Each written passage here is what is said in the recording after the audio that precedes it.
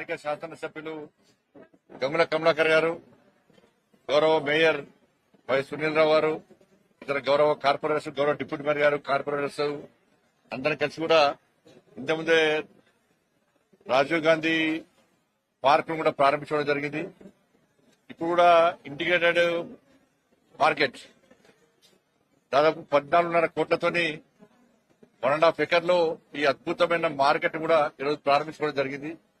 నాకు తెలిసి దేశం ఉన్నట్టుంది కానీ సౌత్ లో ఇంత అతిపెద్ద మార్కెట్ సౌత్ లో ఎక్కర్లేదు.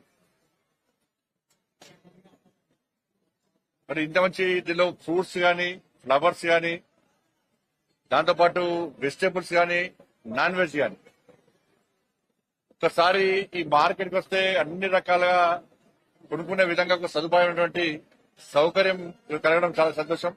చాలా పెద్ద మార్కెట్. దాంతోపాటు ఇంతకుముందు గంగుల కమలాకర్ గారు వారు శాసనసభ్యులు చెప్పినట్టు కరీంనగర్ లో ఇంకా అనేక ప్రాంతాల్లో ఇటువంటి మార్కెట్స్ నిర్మించాల్సిన అవసరం ఉంది. మొత్తం పూర్తిగా ట్రాఫిక్ జామ్ అయ్యి ఏ ఏరియాకు ఆ ఏరియా మార్కెట్స్, చిన్న చిన్న ఫుట్పాత్ మార్కెట్స్ చూడడం, దాంతో ట్రాఫిక్ ఇబ్బంది ఏర్పడేటువంటి ప్రమాదం ఉంది. కాబట్టి అన్ని వార్డులకు అనుగుణంగా, ప్రజలకు అనుగుణంగా, ప్రజల సౌకర్యం కల్పించే విధంగా ఇంకా ఇటువంటి మార్కెట్స్ ను ఏర్పాటు చేయాల్సిన అవసరం ఉంది. నరేంద్ర మోడీ గారి ప్రభుత్వం స్మార్ట్ సిటీ ప్రకటించిన తర్వాత త్వరితగతిన నిధులు ఇవ్వడం, రాష్ట్ర ప్రభుత్వం కూడా ఆ నిధులను వెంటనే మ్యాచింగ్ నట్టు ఇవ్వడం, ఇప్పుడున్న రాష్ట్ర ప్రభుత్వం కూడా ఇంకా సహకరించాల్సిన అవసరం ఉంది. గతంలో జరిగిన తప్పుదాలను సరిదిద్దుకొని అందరం కలిసి ఈ స్మార్ట్ సిటీ ఇంకా పూర్తి పెండింగ్ ఉన్నటువంటి ప్రాజెక్ట్స్ అన్ని కూడా పూర్తి చేయాల్సిన అవసరం ఉంది. గతంలో మన దిశ మీటింగ్ లో కూడా అధికారులను కూడా కోరడం జరిగింది, రిక్వెస్ట్ చేయడం జరిగింది.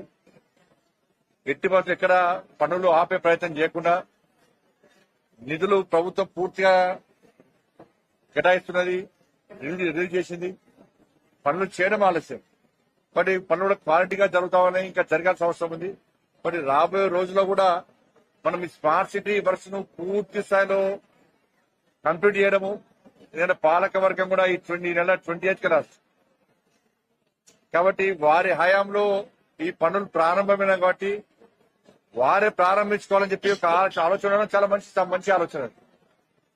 మరి తప్పకుండా మిగతా రేపు కూడా 24 hours వాటర్ సప్లై గాని, దాంతోపాటు కమర్షియల్ కాంప్లెక్స్ గాని, పార్క్ గాని రేపు కేంద్ర పట్టణాభివృద్ధి శాఖ మంత్రులు మనోహర్ లాల్ ఖట్టర్ గారు, అదేవిధంగా రాష్ట్ర మంత్రివర్యులు పొంగులేటి శ్రీనివాసరెడ్డి గారు గాని, శ్రీధర్ బాబు గారు గాని, పొన్న ప్రభాకర్ గారు గాని, దాంతోపాటు గౌరవ శాసనసభ్యులు ఉంటారు, నేనుంటున్నా, గౌరవ మేయర్ గారు ఉంటారు.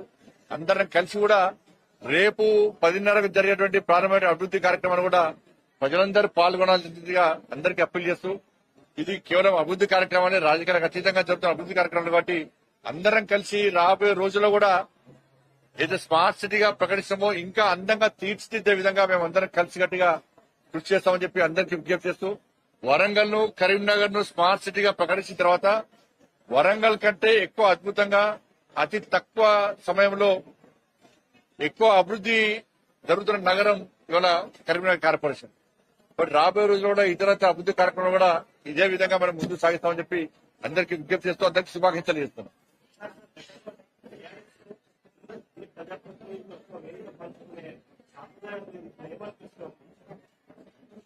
అదే మీకు కాదు, మీకు మాత్రమే కొట్టాడకాలం ఉన్నది. కానీ మేము కొట్టాడుకు స్థితిలో మేము బయట వేరు, తెలంగాణ ఇంత చెప్పిన బయట వేరు, కరీంనగర్ జిల్లా వేరు.